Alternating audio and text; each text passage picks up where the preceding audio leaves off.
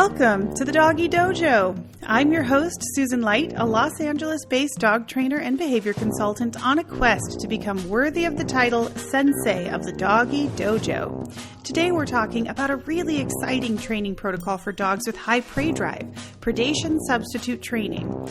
I'm joined by the protocol's creator, who is a certified dog trainer and behavior consultant from Germany. She specializes in force-free anti-predation training and is the author of 3 books: the Predation Substitute Training series, Hunting Together, Rocket Recall, and Don't Eat That. She is proud to be an associate trainer at the Scotland-based Lothlorien Dog Training Club, a member of the Initiative of Force-Free Dog Training, the Pet Professional Guild, and the Pet Dog Trainers of Europe. Please welcome Simone Mueller. Welcome to the podcast, Simone. Hi, Susan. Thank you very much for having me. I'm really excited because your program, or your, what do you call it? Your protocol? Yeah, I think protocol would be the right word here, yeah. Yeah, your protocol is so exciting, and I've seen so many people have a lot of success.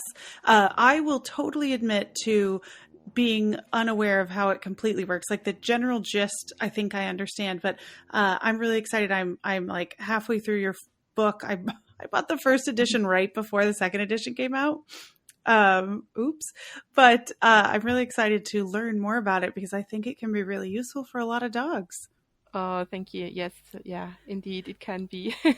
So let's help people kind of understand what predation substitute training is. Let's start at the beginning. What is the prey sequence? Well, the predatory sequence that a lot of people are not aware in its full range is when a dog goes hunting, literally speaking. And it all starts with orientation in the environment. So the dog, for example, comes out of a woodland and he looks across the field. They normally stop and they tend to look left, right, and their noses twitch, their ears twitch. They are looking, is there something to hunt in the environment? And people are pretty much unaware that their dogs are already in hunting mode at this stage. But then if the dog is able to spot something interesting that might be huntable, they go into a stalk, which means their whole posture changes. They go arrow-shaped and they are all pointed towards this animal. And the next part of the predatory motor pattern is that they creep forward in order to bridge the gap between themselves and their prey animal in order to get really close to it before they start the chase. And this is the moment when most dog owners realize, oh gosh, I'm in trouble, my dog is hunting, because they realize it only when their dog goes chasing. But we just saw that a lot comes before that, when the dog was still approachable for their owner, when we have the possibility to do something about this behavior. If the dog is lucky, let's call it lucky, and able to make some prey, what they next do is they grab it and they normally shake it until the prey animal is dead, and then they hold on to it a little longer, and then they start to dissect and eat, and this is where the predatory motor pattern has come to an end. That's so interesting. Is it always in the same sequence? Does it ever go out of sequence, or that's just innate? Yeah, no, this is the specialty about our dogs. They come with special effects. No wild predator would ever change this sequence, but our dogs are able to perform just parts, or they go random about the order, because they don't really need it to make prey, because they have their bowl full of food every day, and they were also genetically engineered by us humans to show parts of this behavior in order to help us with our daily tasks. For example, if you are a human hunter, then you need a dog that is able to track a wild animal that is maybe wounded because your shot has not killed it immediately. But then again, you don't want them to start to dissect and eat the meat, because this is what you want to do. So we have dogs that are bred for a certain task, and this makes it more easy to deal with this predatory behavior because they are hardwired to cooperate with us. But on the other hand, it makes it so hard because we have dogs that chase and do not show the parts that come before that. And this makes it really hard for the humans to realize, oh God, I have to do something because the dog is already gone. Yeah, especially like the bigger dogs. Yeah. And so is that why dogs love to hunt and chase so much? Because it's just innate? Oh, there are so many factors why they love and chase a lot. It is innate, which means that it feels good for themselves. It's self-rewarding. There are hormones and neurotransmitters released during the hunt that feel for us humans like gambling or like doing drugs. So they want to repeat this over and over again when they have experienced those nice feelings. Yeah. And then, of course, it's learning experience. It's not only innate, it's also that they have experienced at one point, oh, this is quite fun, so let's do this again. It's a learning thing as well. Yeah. Yeah. Wow. So, I mean, I understood obviously there was neurological things going on, but that it's comparable to doing drugs or gambling, like that level, wow, that's coming up against a lot to try to be like, here's a treat instead of that. No, that doesn't work. It's all about dopamine. It is a misconception that hunger drives predation. If it was that easy, we could just give our dogs a treat or feed them before our walks, and then we wouldn't have that problem anymore. It works in wild canines when they are not hungry. The deer can run past and they don't care. But in our dogs, it's all about the fun. It's all about what they have been bred to do by us. We highlighted that so much and put so much intrinsic motivation in this behavior that they can just do it over and over and over again, even if they're not hungry or they don't know what to do when they have made prey. They just stand in front of this dead animal and say, okay, now what? Yeah. So what is predation substitute training? Well, predation substitute training is a holistic approach to tackle predatory behavior in dogs, because the normal approach that are more traditional are stopping and interrupting predatory behavior when it happens. So, for example, by if you use aversive measures by an e-collar, by a spray collar, or if you are a positive trainer, you try to do the same with a recall. So also interrupt that the dog is not going into a chase. It often doesn't work very well. So predation substitute training is a more holistic approach on the whole topic. We aim at management and prevention, which means basically lowering arousal outside, because a lot of dogs are so excited and so aroused when they are out and about that they cannot eat. They do not have time to look back to their owner. And to be honest, a dog that does not have the time to eat or does not have the time to look back at you every now and then will never have the time to come back when you call them. Yeah. So this is the first part, that we try to lower arousal and that we teach the dog to stay in touch with their owner.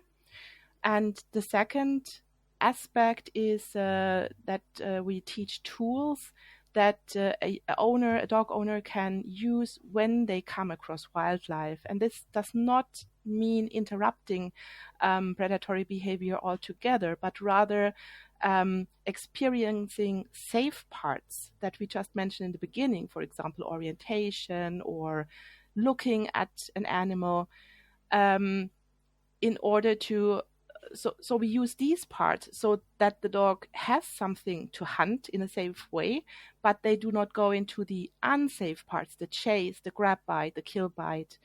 And because all of those stages of the predatory motor pattern are intrinsically self-reinforcing for the dog, and they are hardwired to cooperate with us, they really can learn to show those safe parts instead of the unsafe parts. Wow. Yeah.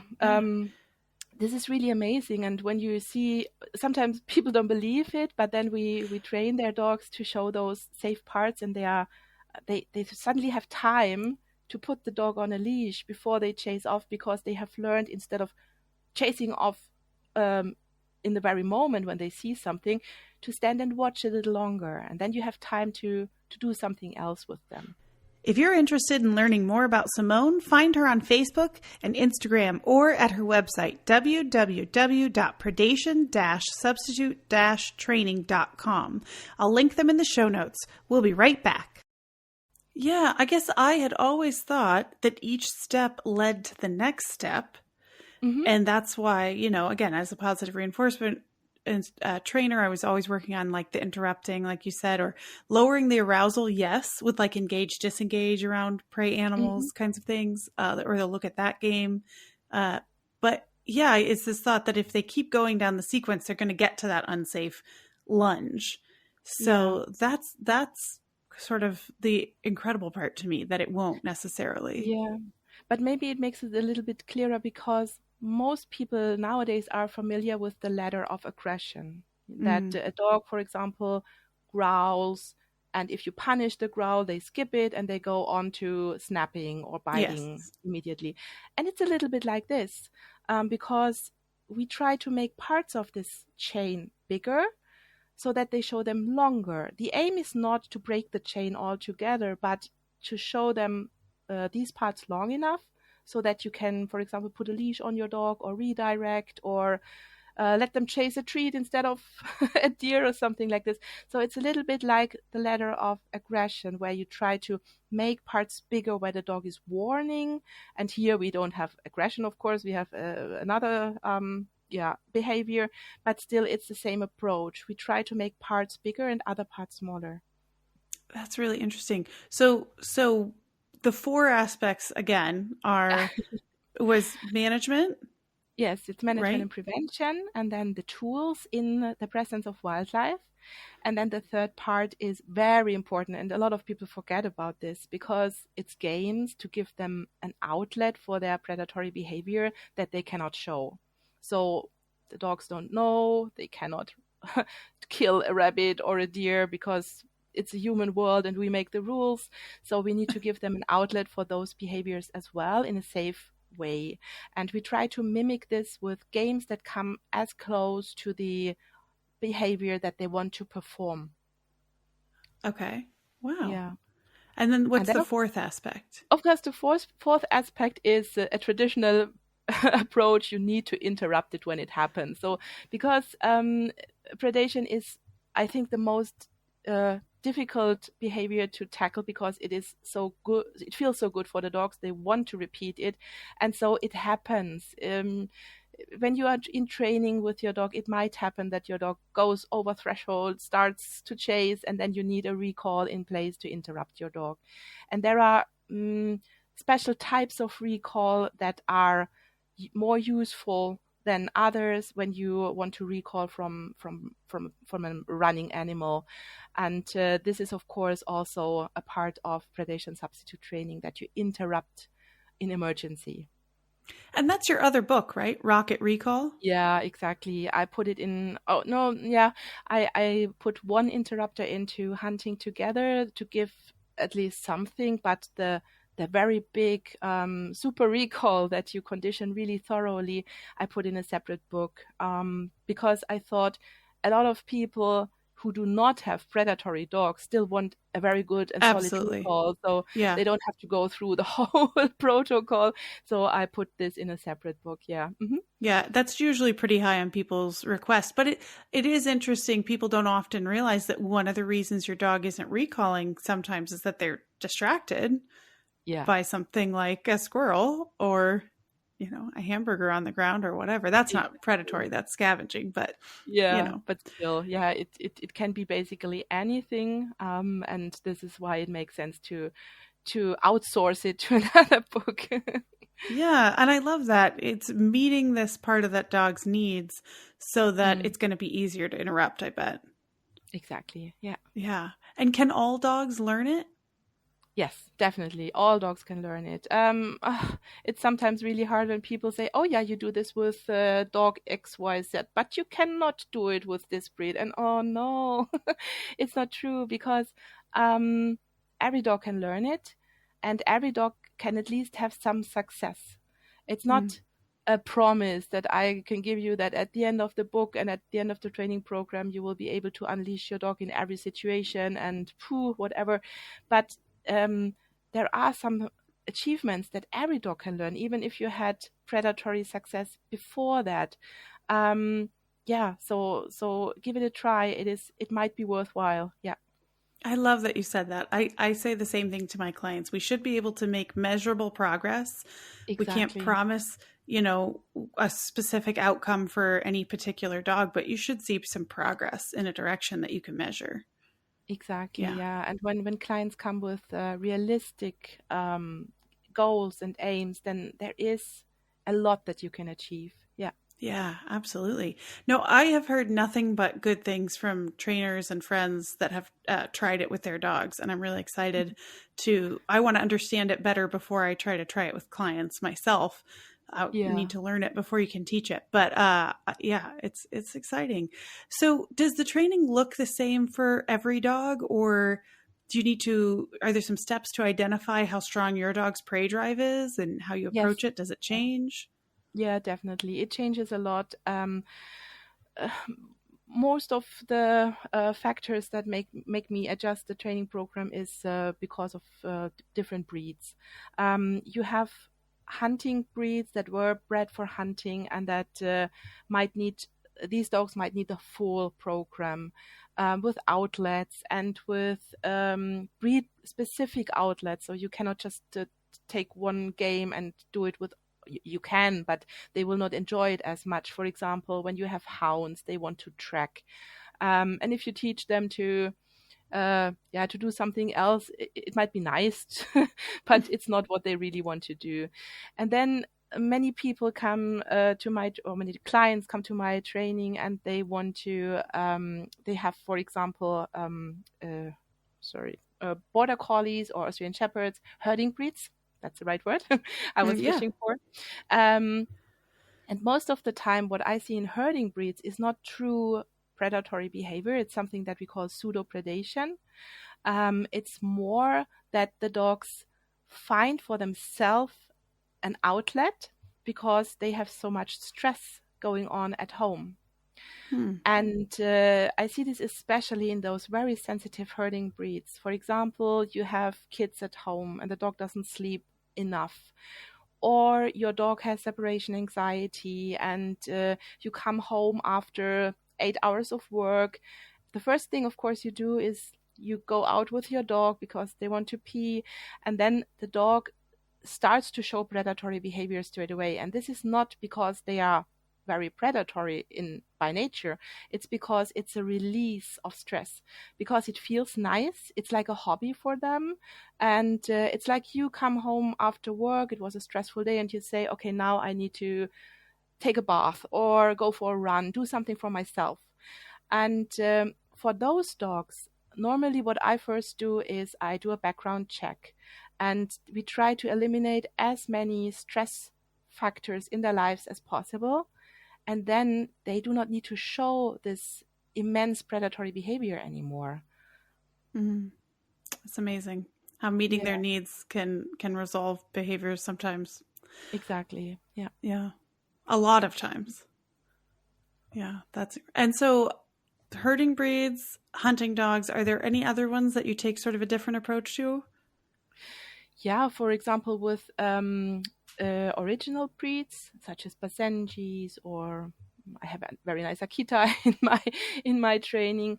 They like to go through the whole predatory sequence, through the whole motor pattern. So we need to find outlets for them for each single stage, for the killing part, for the grabbing part, because if they were allowed to, they would show this behavior from scratch to the end. Whereas normally you think about those typical gun dog breeds as being predatory, but in fact they are not, because they were bred to cooperate with us. And if you, for example, have a Labrador or any other kind of breed that was used or bred for hunting together with us, it's more easy to train them because they want to cooperate, and they only show certain parts of the predatory motor pattern, because the other parts we don't want to have in our when we go hunting with them. For example, the eating, as I mentioned before, the hunter does not want the dog to start eating on the prey. It's even they will get dismissed from any competitions when they do. Yeah. Interesting. So will dogs stop hunting wildlife after you do the training? Yes and no, because yeah. So in fact, if we really look at it closely from a behavior point of view, they don't. They still perform predatory behavior, but in a safe way. For my clients, yes, they do, because they only look at the chasing part, and this doesn't show either that often or later or not altogether if you start with a young dog. So for the clients, they will say, yeah, my dog is not chasing that much, he's not hunting that much. But if you look at the behavior the dog has now learned to perform, they are still, performing predatory behavior. By the way, this is also a reason why I wouldn't do this kind of training with my own pets. I often get asked, okay, can I do this with my chickens that I have in the yard, or can I do this with my cats or guinea pigs at home? And I always say, yeah, you can use parts of it, but it's not my ideal approach here. I would go for a different approach because the dog still perceives your animals as prey. Yeah, good point. And this is so dangerous because when we have our guards down and we cannot be there physically and mentally 100% of the time, it might go wrong again. And this is why I normally go for a different approach. Yeah, I'm so glad you said that. Absolutely. That's awesome. So people who want to learn more about this, how can they get this information? Okay, so I have 3 books out now. The one that you might be most useful for what we just talked about is called Hunting Together. And the book that adds on with the recall is called Rocket Recall. So this gives you the basic information that you need to work with your dogs. And I think for a lot of dogs, this is already enough to see an improvement. If you want to go deeper into the topic, then I have a self-learning course that is really comprehensive and goes really deep into the exercises, games, and also into the theory behind it. And it's available from my website. That's exciting. Awesome. And you also have an Instagram? I'm on Instagram. I'm on Facebook. Yep. And I forgot to mention, we are going to start another round of instructor courses as well. Together with a co-trainer, once a year, we do a 10 weeks instructor course for dog professionals where you really learn everything. That's awesome. That's exciting.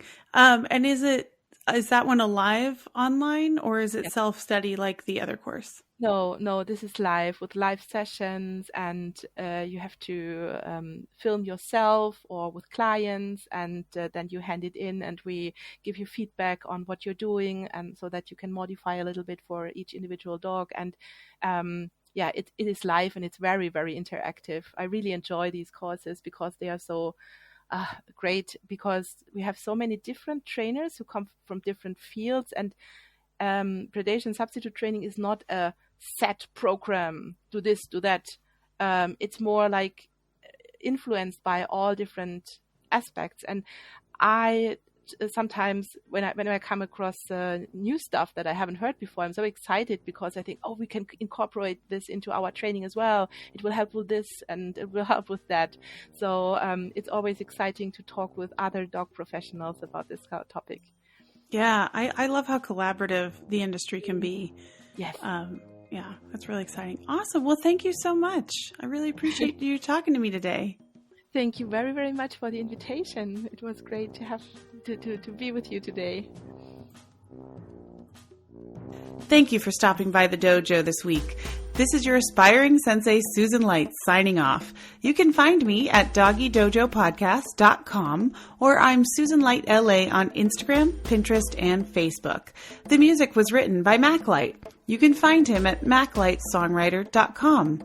If you like the show, you can support it by subscribing, sharing it with your friends, rating it, and reviewing it on Apple Podcasts. Just a reminder, this podcast is intended for educational purposes only and does not constitute advice or professional services by either the host or any of the guests. I'll be back in 2 weeks with another new episode of the Doggy Dojo.